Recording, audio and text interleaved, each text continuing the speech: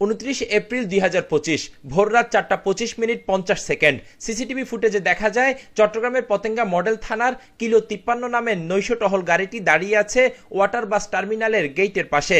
গাড়ির পেছনের অংশে দেখা যায় এক যুবককে। মাত্র 1 সেকেন্ড পরই সেখানে এএসআই তসলিম হুদা 2 পুলিশ সদস্য সহ গাড়িতে ওঠেন। তাদের সঙ্গে ছিল মাদক ও হত্যা মামলা সহ প্রায় 15 মামলার আসামি নাগর আলী বাড়ির আলাউদ্দিন।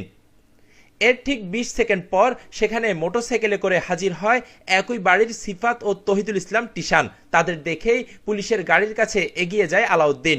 পুলিশ সদস্যকে নাম ধরে ডাকতেই ভেতর থেকে বেরিয়ে আসেন একজন। তখনই মোটরসাইকেলের পেছনের সিটে বসা টিশান পুলিশের হাতে একটি প্যাকেট তুলে দেয়।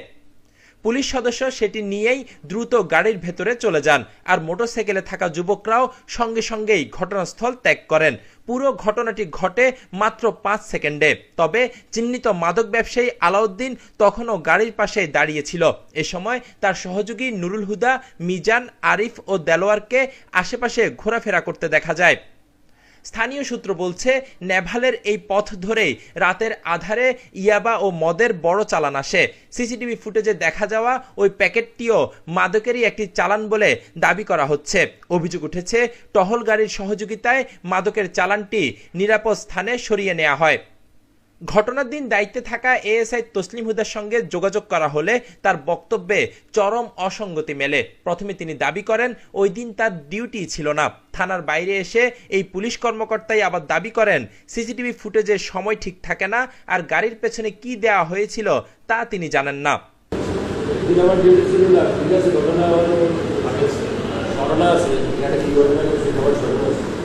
ঘটনাটা কবে সিসিটিভির ফুটেজে কখনো টাইম ঠিক থাকে না। যেহেতু আপনি ভিডিও ফুটেজ দিচ্ছেন, ভিডিও ফুটেজও আছে, ছোটটা যখন আপনার কাছে আসছে, ক্লিয়ারটা আপনার কাছে আসছে। আমাকে তো বুঝাইতে সক্ষম হন নাই যে কি ভিতরে কি দিল, কেন দিল, কেন আসলো। কইতে পারতেছি না যে আসলে কি দিল। আমি তো কইতে পারতেছি না যে আসলে কি দিল। এ বিষয়ে বন্দর জোনের উপ পুলিশ কমিশনার মোহাম্মদ আমিরুল ইসলামের বক্তব্য জানতে চাইলে তিনি প্রথমে তদন্ত করে কয়েকদিন পর বক্তব্য দেওয়ার আগ্রহ প্রকাশ করেন, কিন্তু 1 সপ্তাহ পর তার দপ্তরে গেলে তিনি বক্তব্য দিতে রাজি হননি। উল্টো সাংবাদিকদের প্রশ্ন করেন এসব বিষয়ে অনুসন্ধান করার অধিকার সাংবাদিকদের আছে কিনা। সাংবাদিকরা অনেক ধরনের সাংবাদিকতা করে, আমাদের সেটা একটু মনে হলো যে এই অথরিটি আপনাদের আছে। আপনি কি নিজে ইনভেস্টিগেট করতে পারেন? তার এই প্রশ্নের উত্তর দিয়েছেন অপরাধ বিশেষজ্ঞ অ্যাডভোকেট জিয়া হাবিব আহসান। সাংবাদিকরা হলো গোপনীয়তার শত্রু। প্রত্যেকটা সরকারি অফিস যেখানে জনগণের অর্থে পরিচালিত